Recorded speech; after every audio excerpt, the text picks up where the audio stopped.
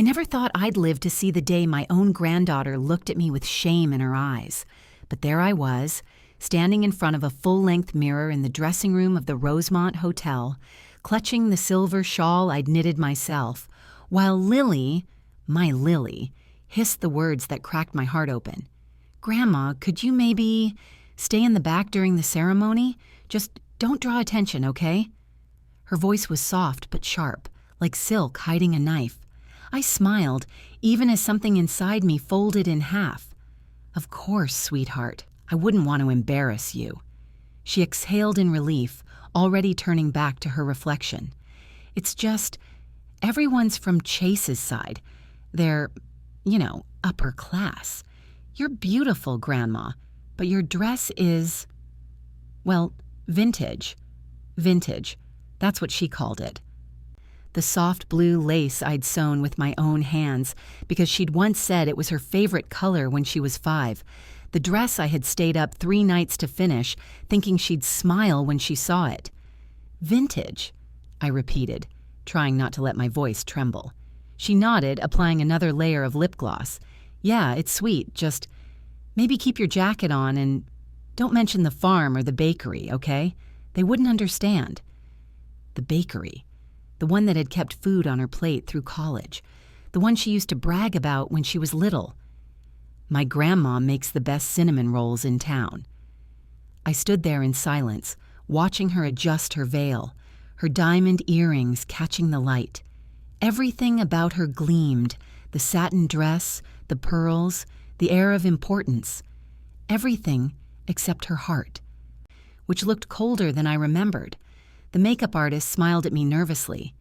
"You must be so proud," she said. Proud. That word lodged in my throat like a dry crumb. "Yes," I whispered. "Very proud." When I stepped out of the room, I leaned against the wall, pressing my palm to my chest. It wasn't the insult itself that hurt. It was the memory of the little girl who used to run barefoot through my garden, her hair wild, her laughter brighter than sunlight. The same little girl who used to twirl in my old aprons pretending they were wedding gowns. I thought of her words that morning when she'd called me. "Grandma, I want you there. You're the reason I am who I am." And now, just hours later, I was something she needed to hide. As I walked down the corridor, I heard laughter. Her bridesmaids, young and shining, giggling about the ceremony, about the grand entrance, about Chase's family, who apparently owned half the hotels in Chicago. I was invisible to them, a ghost in the hallway, a relic of another era. But I didn't cry. I'd cried enough in my life. When my husband died, when I lost the bakery to a storm, when I rebuilt it from nothing. Tears were a luxury of the weak, and I had long since learned that quiet dignity cuts deeper than words. The banquet hall was breathtaking.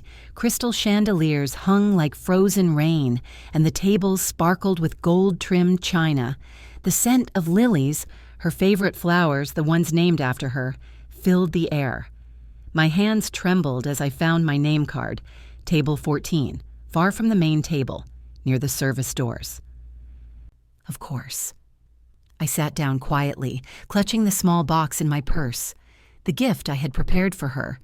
Inside was my engagement ring, the one her grandfather had saved 6 months' wages to buy.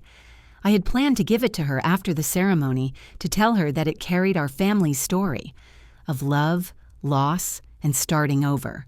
But now I wasn't sure she deserved it. "Mrs. Josephine Collins?" a voice said beside me. I looked up to see a tall man with kind eyes and silver hair.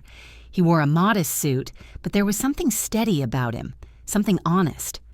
"I'm the photographer. The bride asked if you could be included in 1 or 2 family pictures before the ceremony." My heart lifted for a moment. Maybe she hadn't completely erased me.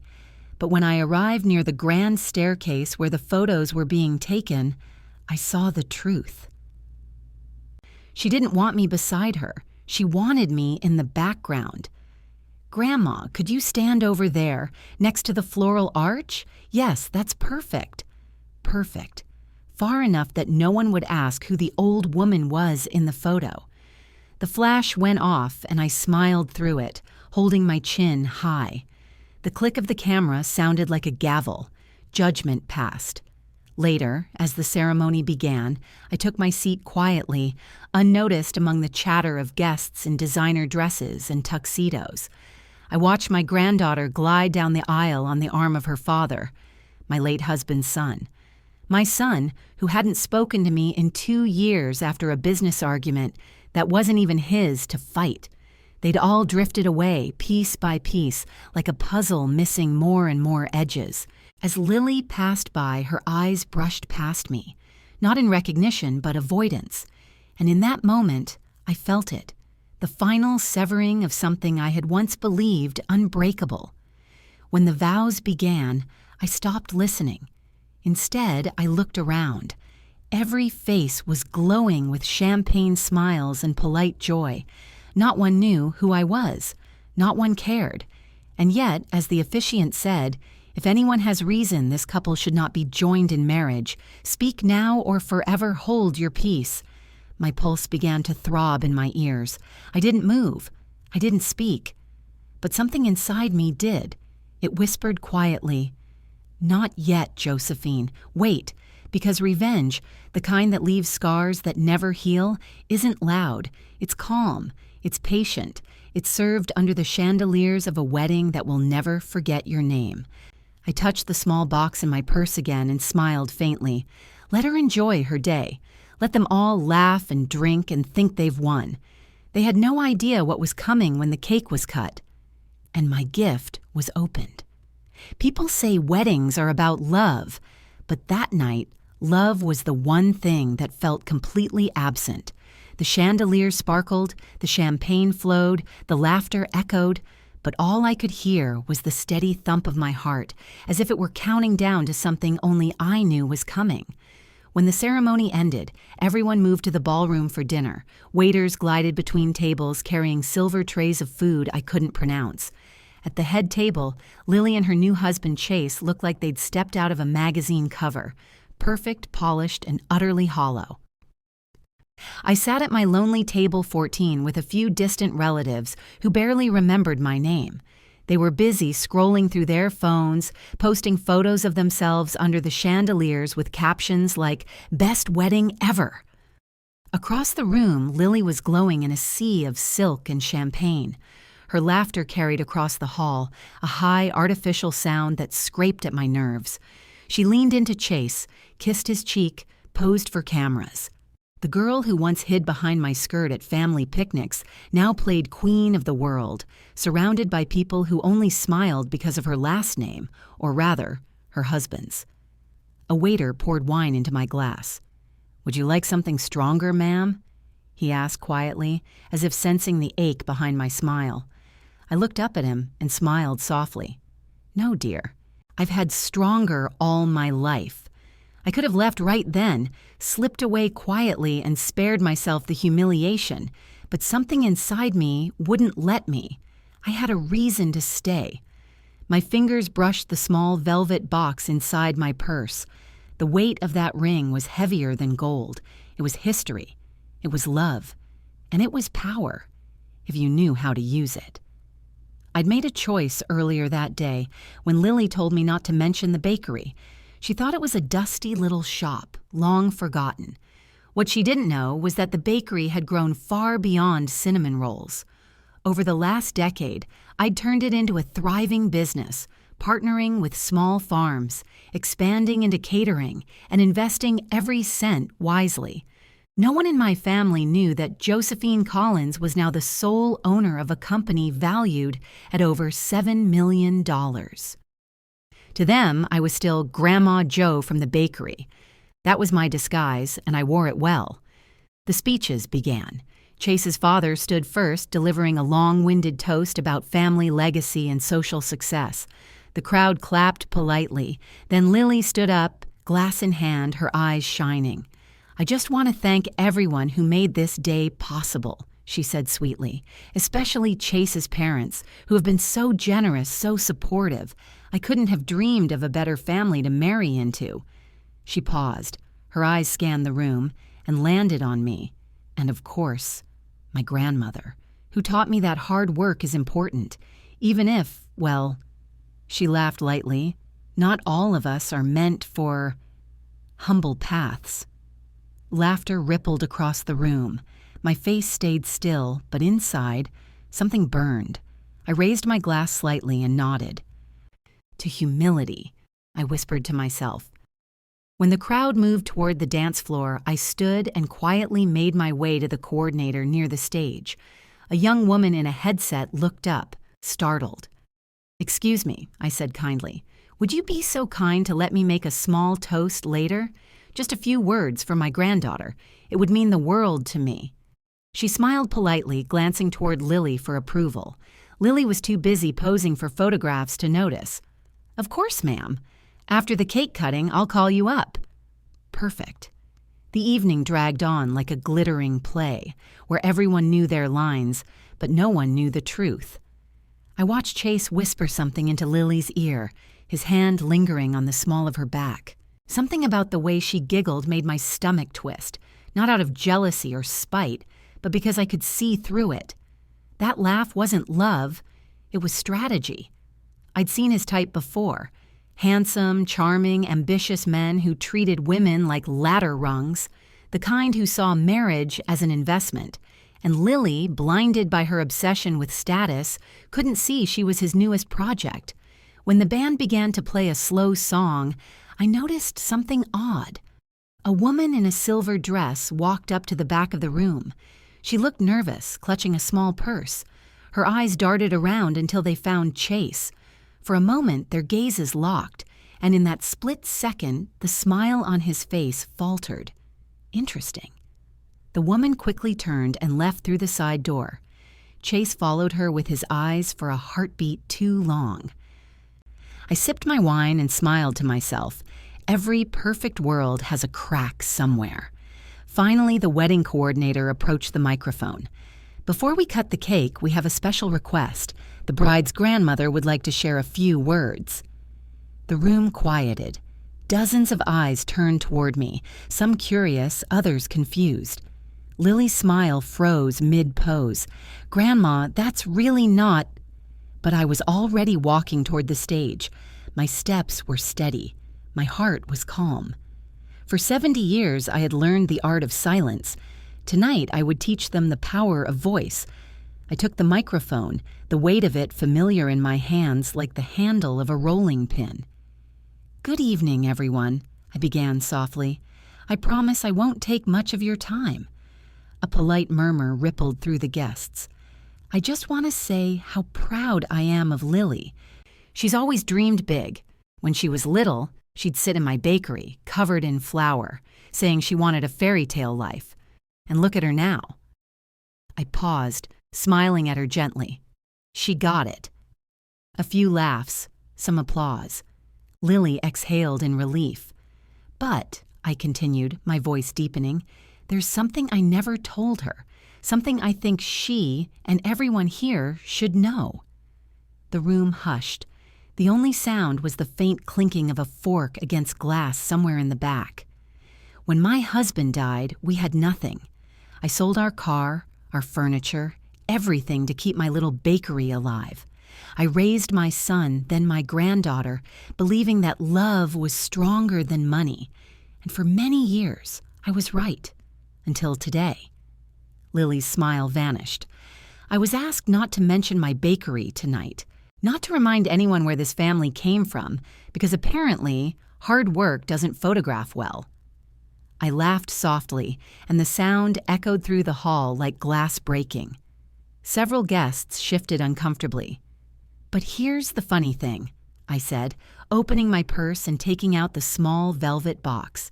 "Every crumb, every dollar, every brick of that bakery paid for this wedding. Every flower, every plate, every crystal, hanging from these ceilings.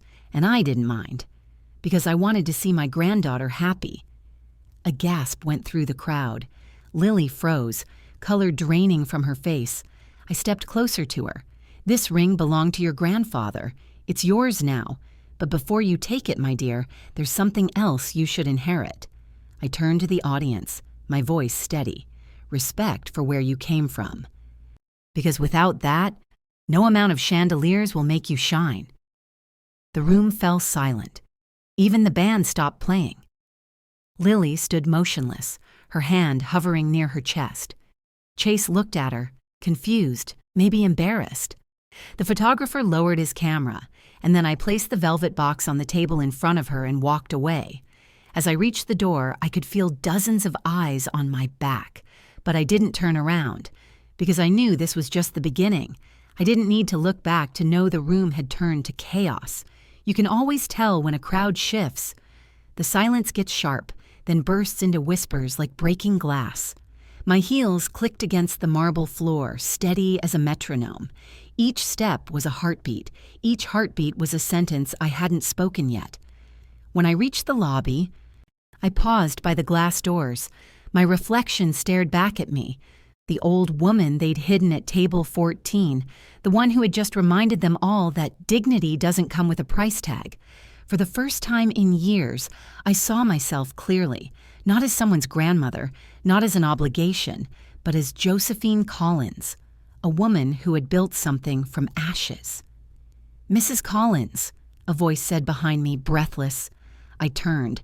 It was the wedding photographer. His tie was crooked, his eyes wide.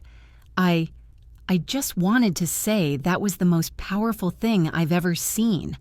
I've worked hundreds of weddings and no one's ever spoken truth like that. I smiled faintly. "Truth doesn't need permission to be heard, son. It only needs courage." He nodded, still shaken, and hurried back inside. I took a deep breath, ready to leave, but something stopped me. That flicker I'd seen earlier between Chase and the woman in the silver dress. I might have ignored it, if not for the way Lily had spoken to me that morning, her words dripping with superiority. "You wouldn't understand our kind of life."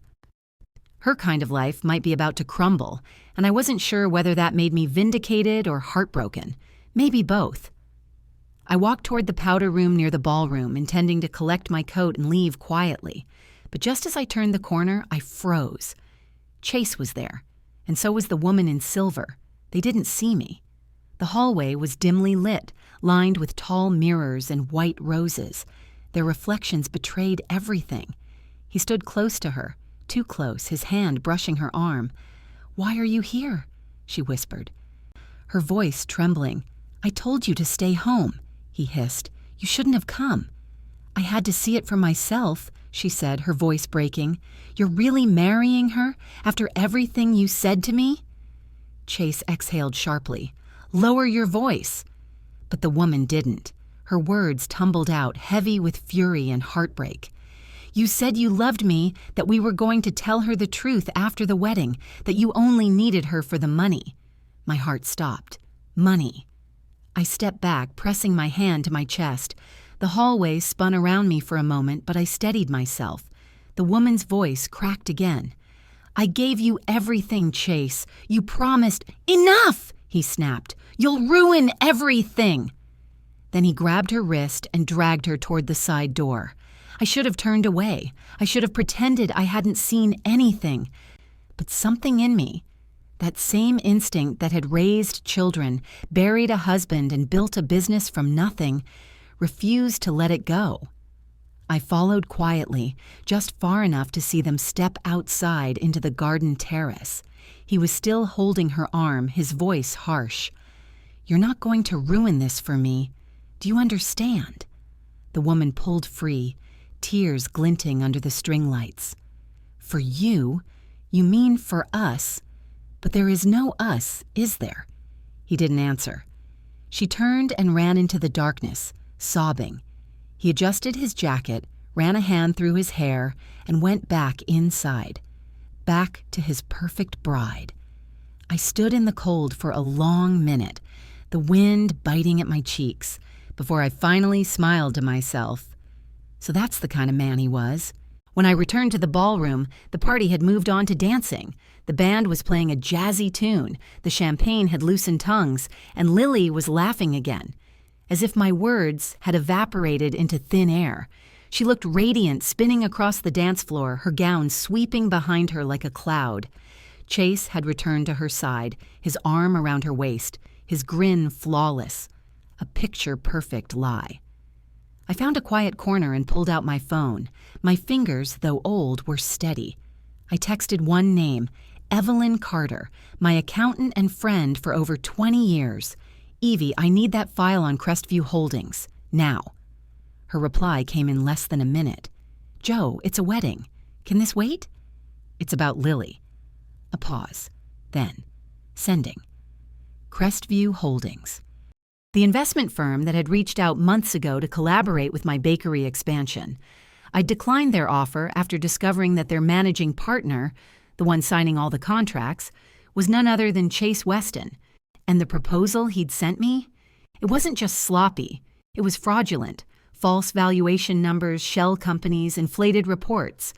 I had quietly compiled everything just in case. Now, I finally understood why fate had kept that file tucked away in my inbox. The email arrived with a small ding. I downloaded the document and read through the summary. Line after line confirmed what I already suspected. Chase wasn't just a liar. He was a thief. And tonight, he'd married my granddaughter for her inheritance. I sat back, exhaling slowly. The pain I'd carried all day shifted, crystallized into something sharper, cleaner. This wasn't just about dignity anymore. It was about justice. I stood and walked toward the stage again. The MC, a cheerful man in a tuxedo, noticed me and smiled nervously. Would you like to say a few more words, ma'am? No, I said softly, but I think the bride and groom would. He blinked in confusion. Of course, yes. Moments later, he called for everyone's attention. Ladies and gentlemen, before we continue the celebration, the bride's grandmother has a special surprise for the couple. All eyes turned toward me. Chase stiffened.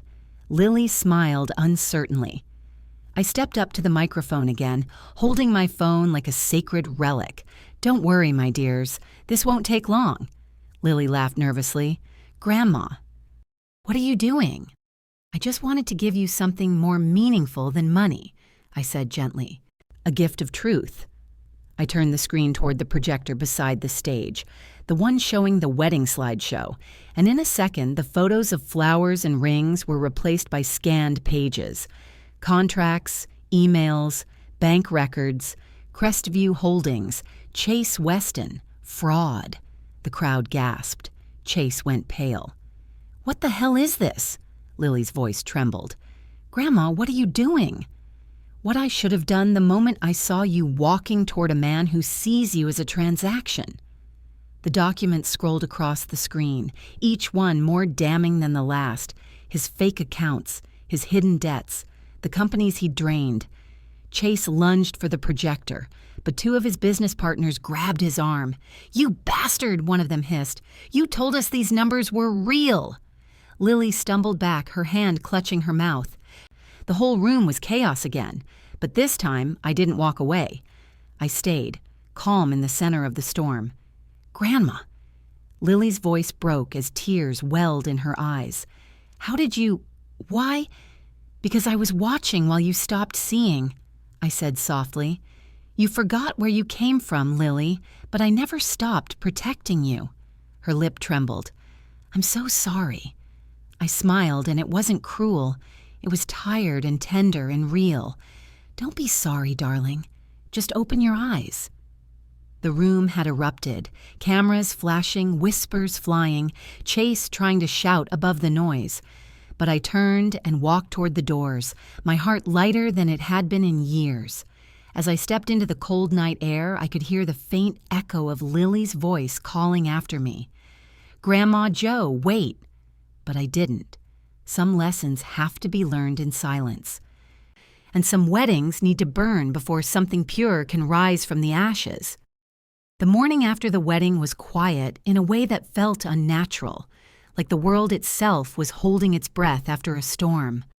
I woke up early, as I always did, but instead of kneading dough or opening the bakery doors, I just sat by the window with a cup of black coffee, and the kind of silence that doesn't comfort. It haunts. My phone wouldn't stop buzzing since dawn. Missed calls, messages, notifications, journalists, relatives, even strangers. My name had already found its way to social media. Grandma exposes groom during wedding speech.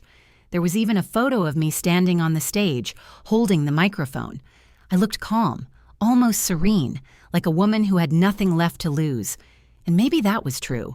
Still, as I stared at my reflection in the cold coffee, I couldn't ignore the ache underneath it all. I hadn't meant to destroy my granddaughter's life. I just wanted to save her from losing everything to that man. But love, I'd learned, doesn't always thank you for your protection. The bell over the bakery door jingled softly, pulling me from my thoughts. I turned, expecting a customer, but froze when I saw her. Lily. She stood in the doorway, wrapped in an oversized coat, her hair pulled back, her makeup gone. The bright, polished bride from last night had vanished.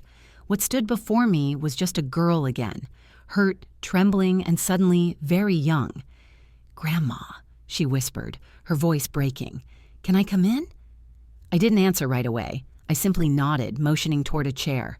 She hesitated, then sat down slowly, her hands twisting in her lap. For a long moment, we said nothing. The hum of the refrigerator and the ticking of the clock filled the air between us. Finally, she spoke. "You destroyed my wedding," she said quietly. I took a sip of my coffee. "No, darling. I revealed what would have destroyed your life." Her eyes glistened. "Everyone's talking about it. The press, Chase's family, his company's collapsing. They're saying I knew about it, that I was part of it." I leaned forward, resting my elbows on the table. "Did you?" "Of course not," she cried, her voice rising. "I didn't even know he had a company. He told me he was an investor, said he was going to help us buy a house, travel, start a family." She stopped, covering her face. And I believed him. I believed every word. I reached across the table and gently took her hand. She didn't pull away. "That's because you wanted to," I said softly. "We all believe the things that make our dreams feel real." She looked up at me, eyes red. "Why didn't you tell me sooner? Why wait until last night in front of everyone?" I swallowed hard. "Because you wouldn't have listened before. You saw what you wanted to see, and maybe I needed you to lose it all to understand what's real." She looked down again, her fingers trembling. "I said horrible things to you." "Yes," I said. "You did." Silence again. Outside, the sky was pale gray, the kind that promises rain but never delivers. I could feel her guilt radiating across the table, thick and heavy, but I didn't rush to forgive her. Not yet. Finally, she whispered, "What do I do now?" The question was small, fragile, but it cracked something inside me, because for the first time in years, my granddaughter wasn't talking at me. She was asking me. "You start over," I said, "but this time you build on truth. That's how you make something that lasts." She laughed bitterly. "You make it sound easy." "Oh, it's not," I said, smiling faintly. "It'll break you first, but then it'll make you strong enough to never be broken again." Lily looked around the bakery, her eyes tracing the old photos on the wall. My husband in his flower-streaked apron, me holding a tray of pastries, the young version of her sitting on the counter with frosting on her nose. "I used to love this place," she murmured. "It smelled like sugar and safety." "It still does," I said gently. "You just stopped visiting long enough to forget." Tears slipped down her cheeks, quiet and ashamed. "Can I help here?" she asked after a long pause. "At least until I figure things out." The question caught me off guard. I almost said no out of instinct, old hurt still stinging. But something stopped me. Maybe it was the way she said it, not out of pity, not like a favor, but like a plea. "You'll have to start at the bottom," I warned. "No special treatment. Customers can be cruel. Flour will ruin your nails, and the hours are long." She smiled weakly through her tears. "Sounds perfect." I nodded once, then stood up and reached for an apron hanging by the door. The same one she used to wear when she was little. I handed it to her. "Then let's see if you remember how to knead dough." For the next hour, we worked in silence. The scent of yeast and butter filled the air, familiar and grounding. Her movements were clumsy, awkward, but there was a kind of sincerity in her effort that I hadn't seen in her for years. When she accidentally spilled a handful of flour, it covered her hair and shoulders, and for a fleeting moment she laughed, a real, unguarded laugh that made her look like the girl I once knew. I couldn't help but smile back. "Grandma," she said softly, wiping her hands on her apron, "why didn't you ever tell anyone about your success? The money, the company, all of it." I turned off the mixer and looked at her. Because wealth isn't a story worth bragging about, Lily. Survival is, and I never wanted to raise a family that worshipped money instead of heart. She nodded slowly, understanding at last. That afternoon, as the first batch of bread baked in the oven, I caught her staring out the window at the drizzle beginning to fall. She looked peaceful, for once. Maybe this was what healing looked like, quiet, unannounced, almost shy. As the timer dinged, she turned to me with a faint smile. "Do you think people can really change?" I slid the golden loaf onto the cooling rack. "People? Maybe not, but hearts can. Sometimes it just takes the right kind of fire." She reached for the loaf with an oven mitt, breaking off a piece. The steam rose between us, carrying that sweet, familiar smell of home. "Then maybe," she said softly, "this is my second chance." I met her gaze, steady and warm. "No, darling, it's ours." Outside, the rain started to fall harder, tapping gently against the glass. And for the first time in years, I didn't feel alone in that little bakery. Not as the quiet grandmother, not as the forgotten woman in blue lace, but as Josephine Collins, who had burned down the lies around her family only to watch something honest start to grow again. It had been 3 weeks since the wedding, the longest 3 weeks of quiet I'd ever lived through. The bakery smelled of cinnamon and roasted almonds again, the way it used to when life was simpler. Lily came in every morning at 6 sharp, her hair tied back, her sleeves rolled up. She'd stopped painting her nails. Her hands, once delicate and polished, were now dusted white with flour and honest work. I didn't tell her how proud I was, not yet. Words like that need to ripen, like fruit. They mean more when they're earned. Every day followed a rhythm. We baked, we cleaned, we shared silent lunches of soup and bread. Slowly, the distance between us began to shrink, replaced by small smiles, quiet laughter, and the sound of something healing. But one Thursday afternoon, the rhythm broke. The bell over the door jingled, and I looked up from the counter. The man who walked in was tall, with salt and pepper hair, and a face I hadn't seen in nearly 30 years. For a second, I forgot how to breathe. "Joe," he said softly. "Arthur," I managed, my voice a whisper. The world seemed to tilt a little. He looked older, of course, but time hadn't dulled the warmth in his eyes.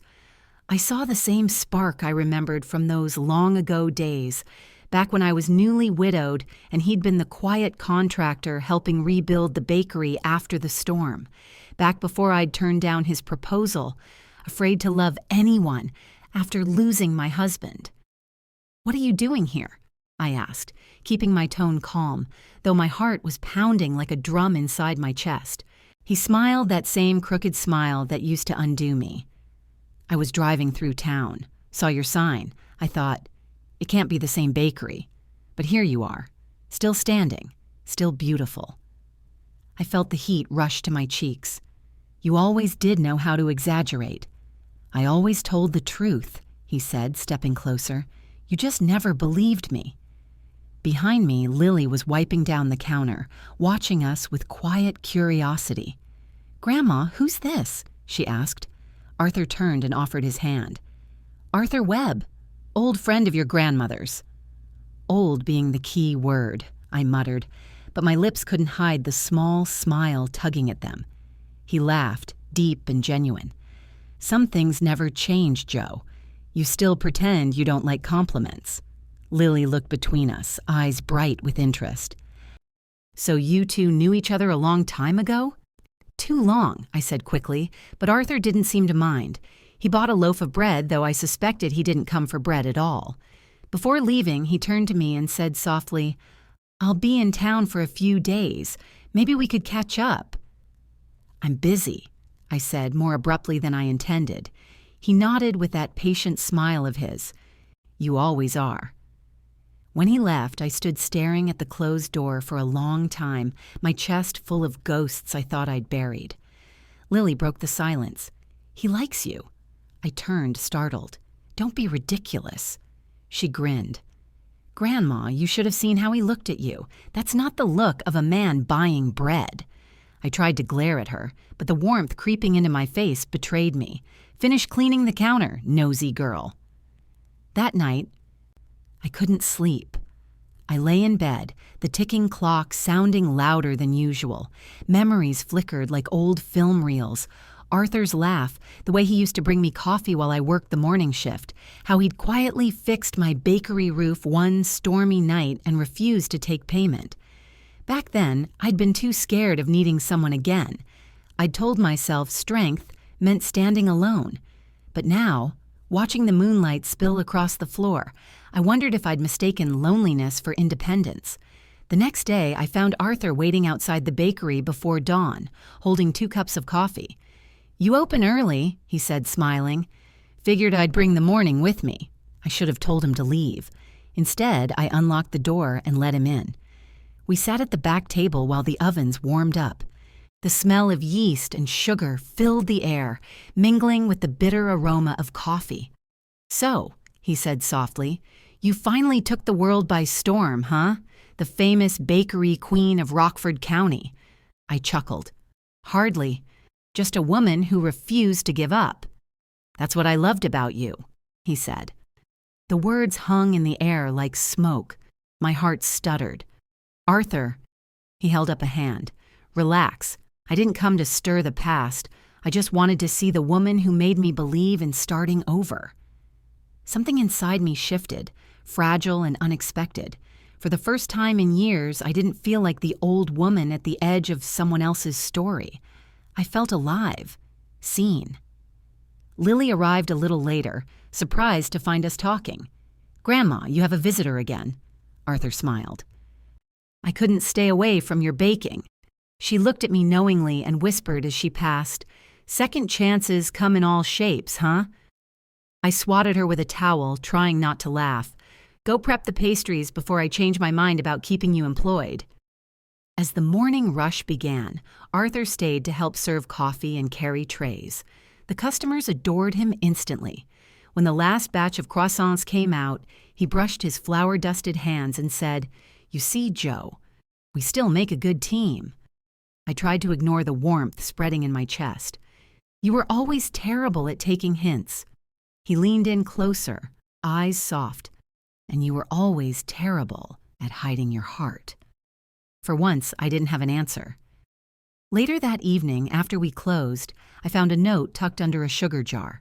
His handwriting was still the same. Neat and sure. "Dinner tomorrow at 8.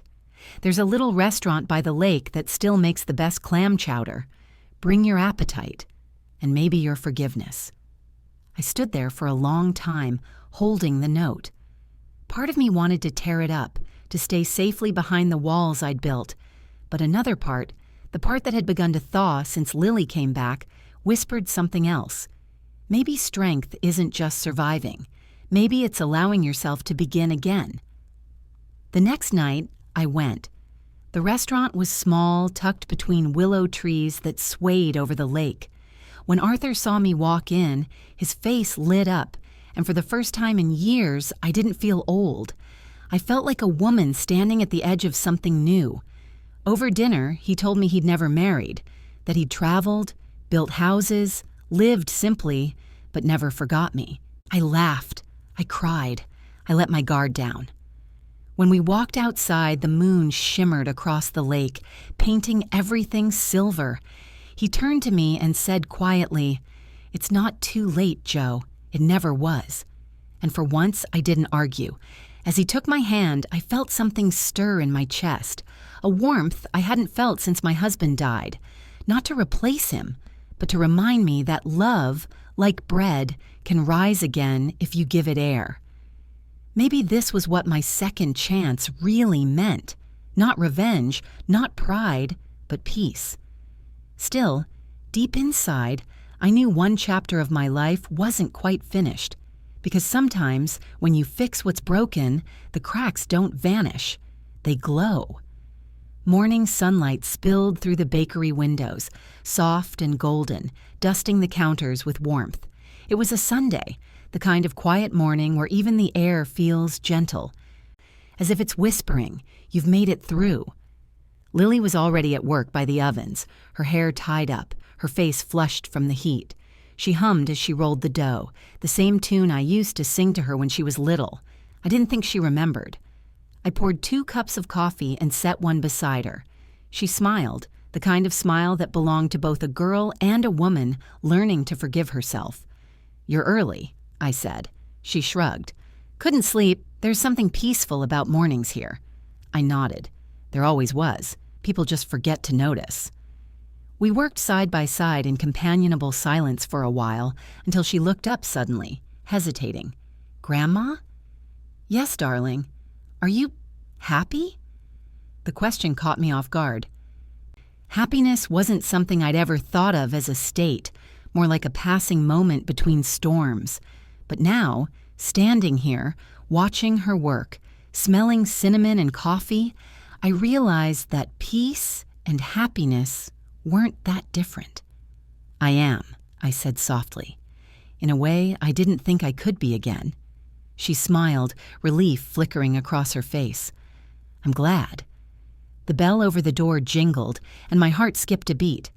Arthur walked in, holding a bouquet of white lilies. The irony didn't escape either of us. "Morning, ladies," he said, that easy grin of his already softening the air. "Thought I'd bring some competition for the smell of fresh bread." Lily laughed. "You'll lose that battle, Mr. Webb." He winked. "You might be right about that." I pretended to busy myself with the register, but my hands trembled slightly. Ever since our dinner by the lake, Arthur had stopped by the bakery almost every day, sometimes with coffee, sometimes with a story, always with kindness. We hadn't put words to whatever was growing between us, but we didn't need to. Some feelings don't need names to be real. Lily watched us with that knowing look she'd inherited from me. "I think I'll take these muffins to the market," she said, grabbing a tray. "You two can handle the shop." Before I could protest, she was already halfway out the door, calling over her shoulder, "Don't burn the bread while you flirt." Arthur chuckled. "Sharp one, that girl." "She's learning," I said, smiling. We fell into an easy rhythm, the kind that felt like breathing. He helped sweep, carried trays, told me about the houses he was building near the edge of town. When business slowed, we sat at the back table, sipping coffee and watching the rain start to fall outside. "You ever think about slowing down?" he asked gently. I laughed softly. "Every morning, then the dough rises, and I forget." He leaned forward, his elbows on the table. "You've built something beautiful here, Joe, but maybe it's time you built something for yourself." I looked at him, really looked. His eyes were steady, patient, full of something that frightened me, not because it was dangerous, but because it was safe. "I'm 70, I said, half smiling. And people my age don't start new lives." He tilted his head. "You rebuilt one after losing everything. Why not build another now that you've found peace?" I didn't answer. Instead, I looked out at the rain. Water streaked down the glass in crooked lines, glinting like silver threads.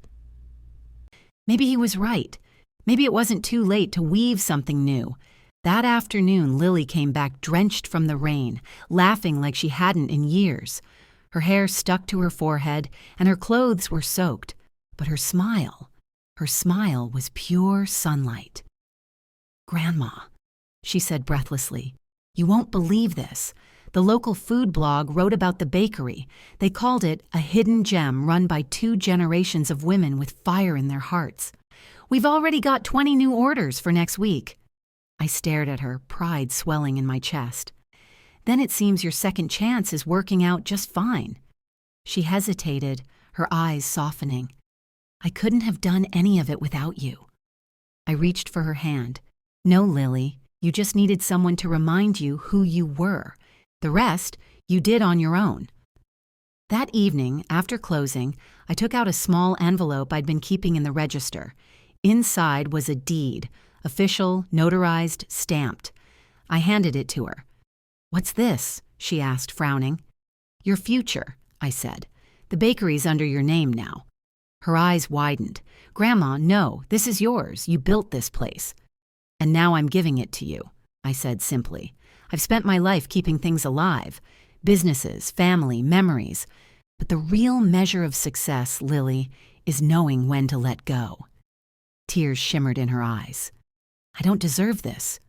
"You didn't," I said gently, "but you earned it." She threw her arms around me and I held her close, breathing in the scent of flower and rain. For a long time, neither of us spoke. The past had already done enough talking.